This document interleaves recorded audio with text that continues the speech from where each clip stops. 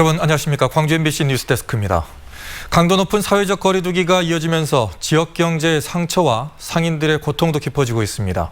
광주시는 집합 금지 업종 중에서 일부를 대상으로 조건 완화를 검토하고 있습니다. 김철원 기자가 보도합니다. 휴일에 금남 지하 상가는 오가는 사람이 없어 한산합니다. 그렇지 않아도 불경기에 장사가 안 됐었지만 코로나로 인한 사회적 거리 두기가 강화되면서는 그나마 없었던 손님의 발길이 더 뜸해졌습니다. 각 구간별로 그래도 여기가 손님이 최소 한 50명은 이상은 있어야 돼요. 이 구간이가 근데 한 두세 명 계시잖아요. 3단계에 준하는 사회적 거리 두기가 한 차례 연장되면서 집합이 금지되거나 집합 제한시설로 분류돼 광주시 행정명령의 집행 대상이 되는 상인들은 고통의 세월을 보내고 있습니다. 이들은 PC방이나 게임장처럼 확진자가 나오지 않으면 자신들의 업종도 완화해 줄 것을 요구하고 있습니다. 광주시도 내일 집합금지 행정명령을 내려둔 20개 업종의 일부를 집합 제한시설로 완화할지 여부를 검토할 계획입니다. 집합이 금지된 20개 중점관리시설 중 확진자가 발생하지 않은 일부 시설에 대해 행정조치 완화 방안을 검토하겠습니다. 광주 지역의 확진자 수는 지난 월요일과 화요일 이틀 연속 두 자릿수를 기록한 이래 나흘째 한 자릿수에 머무는 감소세를 보이고 있습니다.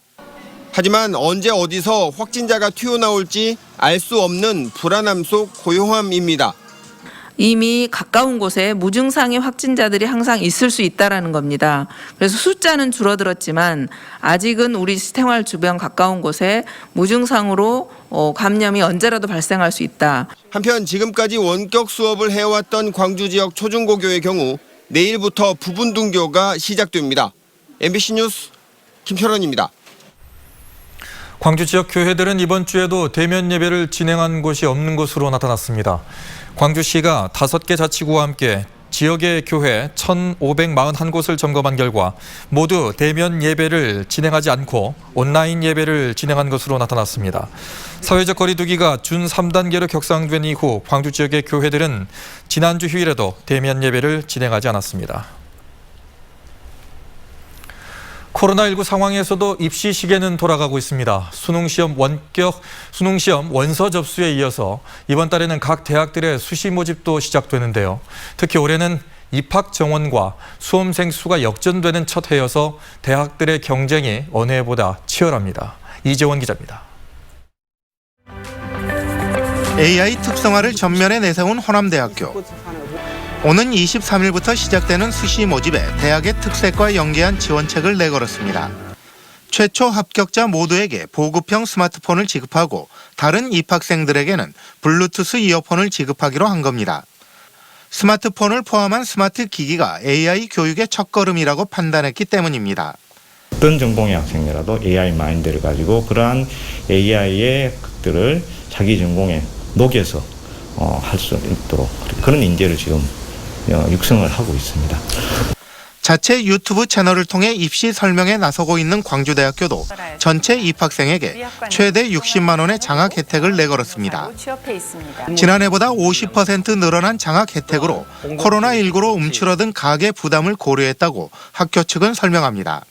학생들 우선이니까 일단 학교의 재정보다는 학생들이 좀 더 도움이 될 수 있는 방안을 찾기 위해서 하급 장려 지원금을 지급하기로 결정을 했습니다.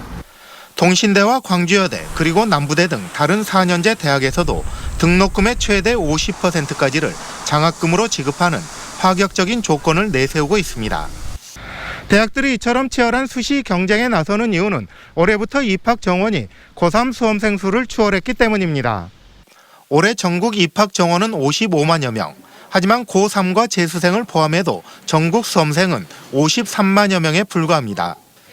광주 지역의 수험생도 지역 대학의 입학 정원보다 6천여 명이 적습니다. 수험생 수와 입학 정원이 역전된 상태에서 치러지는 첫 번째 입시. 자칫 대규모 미달 사태가 발생할 수 있어 파격 혜택을 내세울 만큼 대학들의 위기 의식도 높아지고 있습니다. MBC 뉴스 이재원입니다. 광주지법이 코로나 확산 방지를 위해 일부 재판의 방청 인원을 제한한다고 밝혔습니다. 광주지법은 실내 50인 이상이 모일 수 없도록 한 사회적 거리두기 2단계 집합 제한 행정명령에 따라 내일 열릴 예정인 전국 공무원노조 광주본부 소속 공무원의 선거법 관련 재판의 첫 공판기일의 재판 방청객을 30명으로 제한할 방침입니다. 광주지법은 또 사자 명예훼손 혐의로 기소된 전두환 재판처럼 방청객이 몰릴 것으로 예상되는 재판에 대해 선착순으로 방청권을 배부하는 방법으로 인원을 제한하기로 했습니다.